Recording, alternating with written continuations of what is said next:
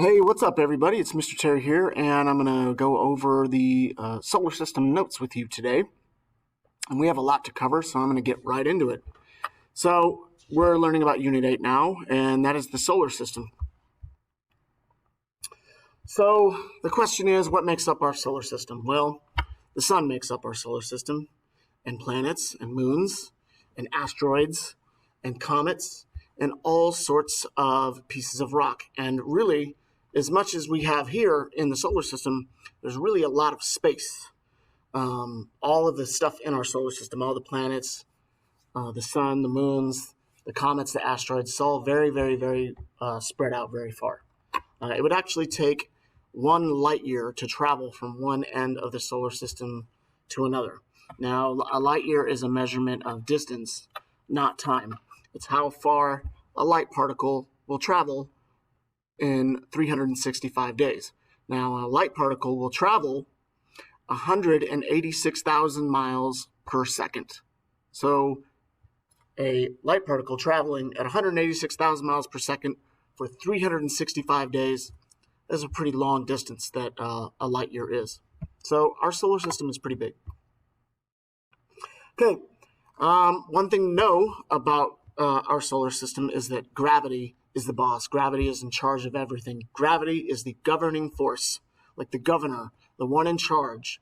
It's in charge of everything in the solar system, and it controls everything. And that's my hero, Neil deGrasse Tyson. Love that guy.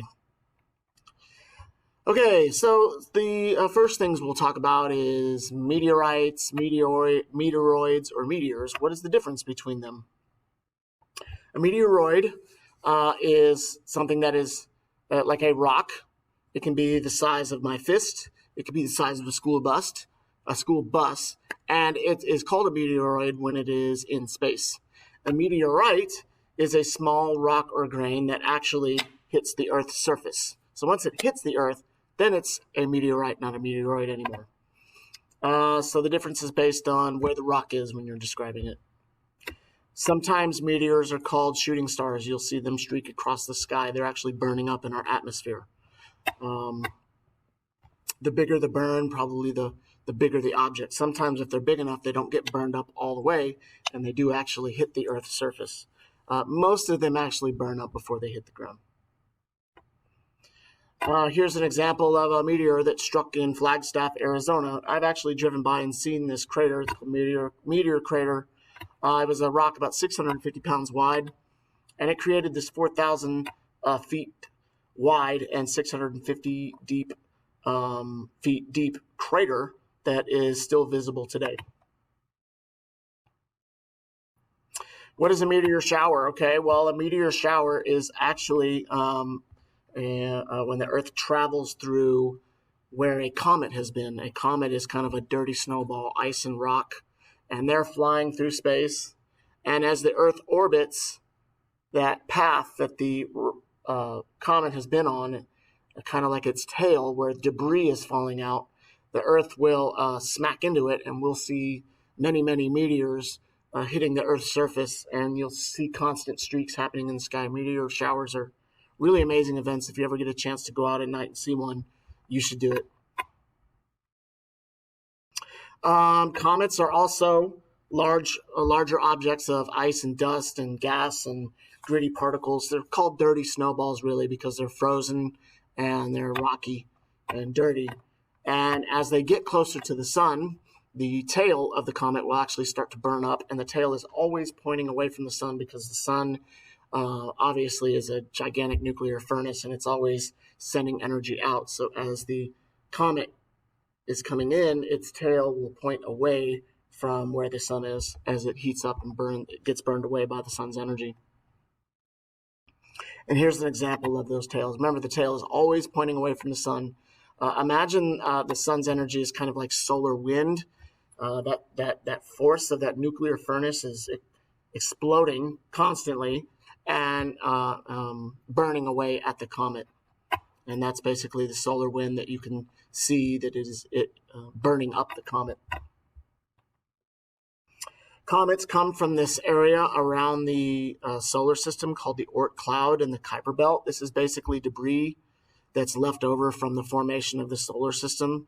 Kind of like when you, if you ever set off a firework and it pops like that and you see little bits and pieces of the firework out far away. That's basically from the formation of our sun, when our sun ignited and started fusing hydrogen into helium.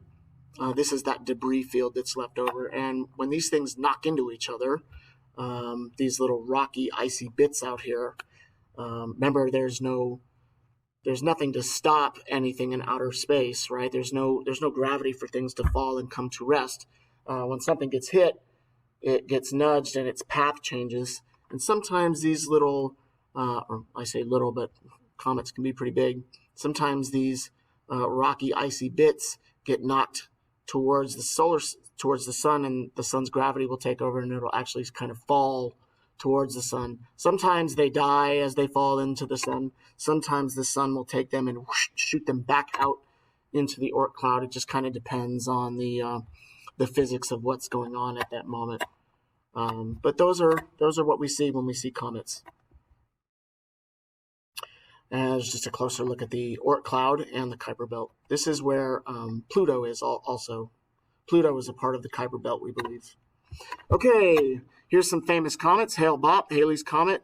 And I don't really have a whole lot of time to spend on this because we have still have a lot to go through. Okay, we talked about the comet's tail. Asteroids are just kind of irregularly shaped objects. They look like big space potatoes, and they're just big fat rocks that are just left over from the formation of planets in the solar system. Solar debris. And we do believe that it was an asteroid that hit the Earth 65 million years ago that killed the dinosaurs. We have evidence of an impact crater here in the Yucatan Peninsula in South America. It was a pretty large explosion. We have evidence of these kind of pits, these pools that are now filled with water, but at the time they were superheated liquid rock that got melted when the comet impacted. Okay, I'm going to skip this part. We do know that at one point a vast majority of life on Earth died. We can tell by the fossil record. The fossil record are core samples that we can get from the deep within the ground. And that's also evidence that 65 million years ago there was a large impact of either a comet or an asteroid. Okay, so let's talk a little bit more about the rest of the solar system. We have the 4 inner planets. They're very different from the outer planets because they are terrestrial, which means they have a solid rocky surface, and only Earth has an abundance of water. And I'm sorry you can't see that word right there, but that is water. Only Earth has an abundance of liquid water. The other 4 inner planets are mostly dry. We think that Mars might have some frozen water at the poles. Maybe a little bit of liquid underneath, but we won't know until we explore there some more. Venus and Mercury are dry, hot, and very, very dead, devoid of life.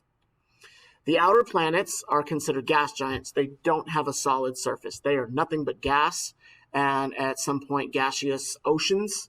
They'll start as gas in the atmosphere and clouds. Then it will, as you travel further in, they get really soupy and thick, and eventually they turn into liquid gas oceans. They are much, much, much bigger than the inner planets. Jupiter is the big dog. The sun is a star. When you look up at the sky at night, you see all the white twinkling lights out there. Those are other stars in the galaxy and in the universe. The closest star to us is our star, the sun, and the planets orbit the sun. The sun's energy comes from fusion. Most of the mass in the solar system comes from the sun, about 99.8% of it. The rest of that 0.2% is all the planets and asteroids and comets and moons. Without the sun, there would be no life out on Earth, and if the sun were to suddenly disappear, the planets would fly out into space. And I'm sorry you can't see this part. This says in a straight line. I need to fix this slide. If the sun were to suddenly disappear and the planets were orbiting, it would just go, the planets would just fly out forever into outer space, because the sun is very heavy, and it has The planets are bound to it by gravity. So they're constantly trying to get away. That's why they're orbiting like this. But the sun says, no, you come back.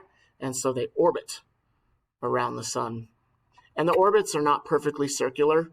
It's actually more of an elliptical orbit, which is kind of like an egg, but more about that in a second. The orbits of the planets. Okay, each planet in the solar system orbits the sun.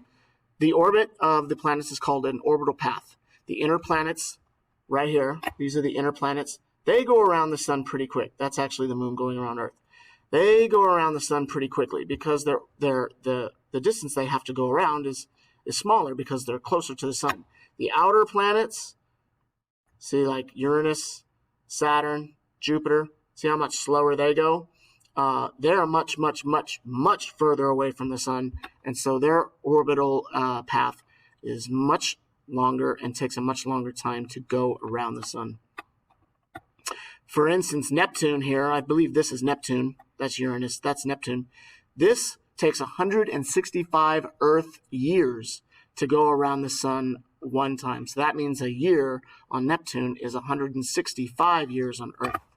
Kind of interesting. More on elliptical orbits. The planets don't orbit in a perfect circle. It's more like an oval-shaped pattern.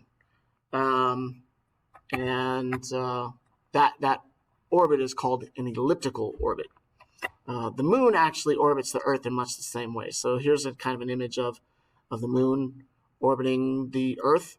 This is how the Earth orbits the sun in an elliptical orbit. Okay, Galileo's moons. Galileo Galilei was an Italian astronomer that discovered the moons around Jupiter in 1610. And this discovery of his, using his very primitive telescope, helped scientists to eventually understand, because they didn't really believe Galileo at first.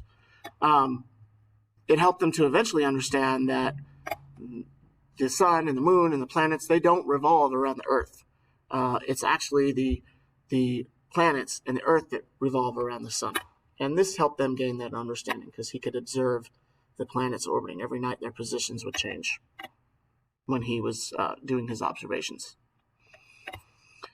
Okay, I finished in 12 minutes and 32 seconds. I think that's enough time. That's the end. Thank you for listening, everybody. And if you have any questions about the solar system, I'd love to talk to you more, either in class or on our Zoom meetings. All right, everybody. We'll talk to you later. Bye.